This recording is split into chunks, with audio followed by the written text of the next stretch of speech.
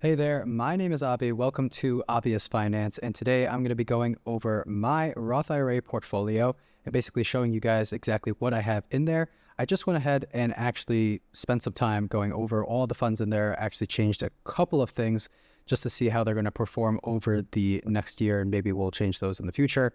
And that way you guys can see basically the whole thing, and if you want to copy the strategy, you can, though I highly suggest doing your own research. So I'm going to share my screen here. You can take a look at the portfolio. This is the second pie. Really, it's the third iteration now of this pie. And you can see some basic metrics here from M1 Finance, which is the brokerage I'm using. So if you want, you could use M1 Finance, and then you would actually be able to go ahead and copy this exact pie. So if I don't think you even need to have this particular link, but you could use this link to explore this pie in M1, and then you could add this to any account. It doesn't even have to be a Roth IRA, it could be a regular IRA, it could be a regular brokerage account. So it's pretty powerful in terms of what you can do on M1 if you want to copy somebody else's portfolio. But I'm going to go into this in detail and show you everything I have here. So number one is this metric is 25.27% since November of 2023. I believe M1 automatically picks this number based on what they think is going to be the most highlighted best number. So you can share this with your friends and kind of kick it to them. But I am hoping that it's actually going to perform better than that in the future. But still, 25.27% in less than 2 years. I'm filming this on January 12th of 2025 is not horrible. So we will, of course, take that. So the market gain, this is hypothetical. If you had $100,000 put into the market at November 2nd of 2023, would have gone up by $27. So $25,270. And that's not including the dividends you would have earned from that as well. So depending on how much money you have in there, if you have, of course, $100,000, that's going to be around a little bit over about $4,000 in the dividends yielded during that time. So $4,000 additional to the market gain, which isn't bad. That's not taking into the expense ratio. So that's going to be 0.11%, which not horrible, not great. I'll definitely take it. So without further ado, let's go into the actual slices within this pie. And these are slices, but each one of these has slices within itself. So it's multi-sub-level. So firstly, we're looking at dividends for Roth. That's going to be 60% of the portfolio. A lot of my thinking when it comes to this is Roth IRA is super powerful in terms of how it is completely tax-free once you put the money in. So the money you're putting into a Roth IRA is already post-taxes. It's already your money, you pay taxes on it, and now anything you're earning inside of this portfolio, you're going to be getting tax-free.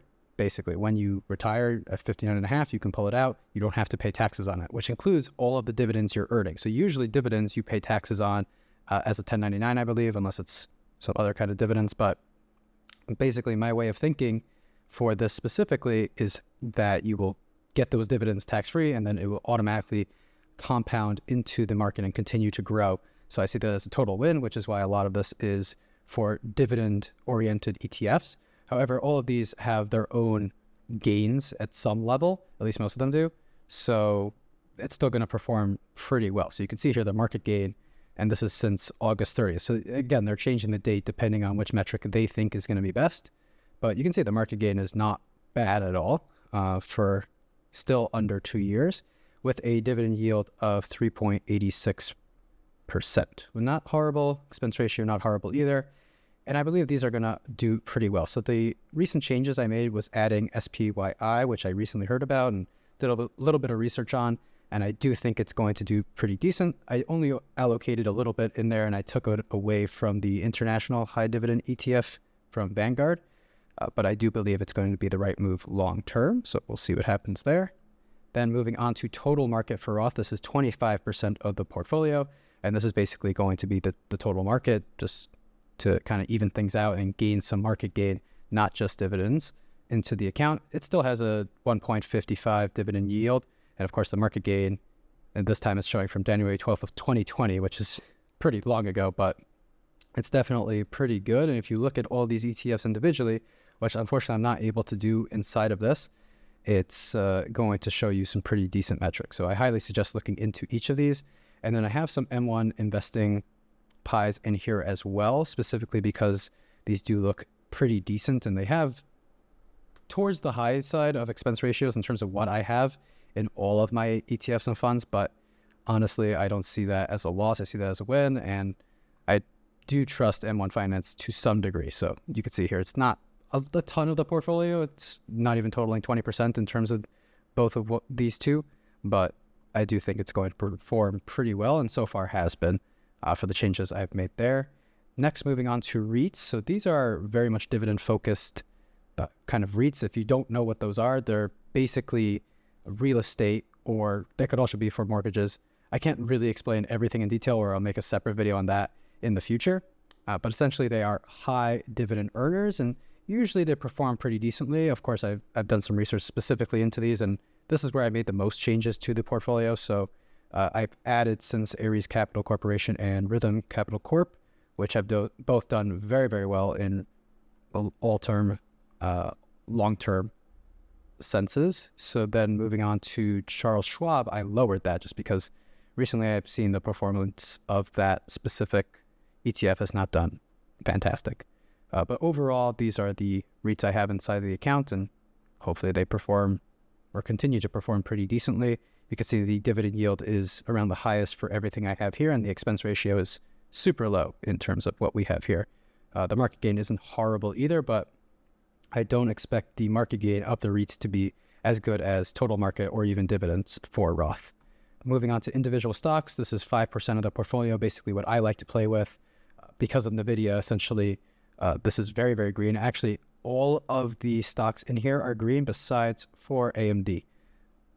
Honestly, not sure why. I think AMD is doing a pretty good job with their market, and I do think that they're underrated at this point.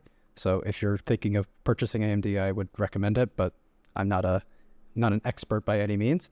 You can see here the dividend yield we're not really aiming for. This is mostly just kind of for fun.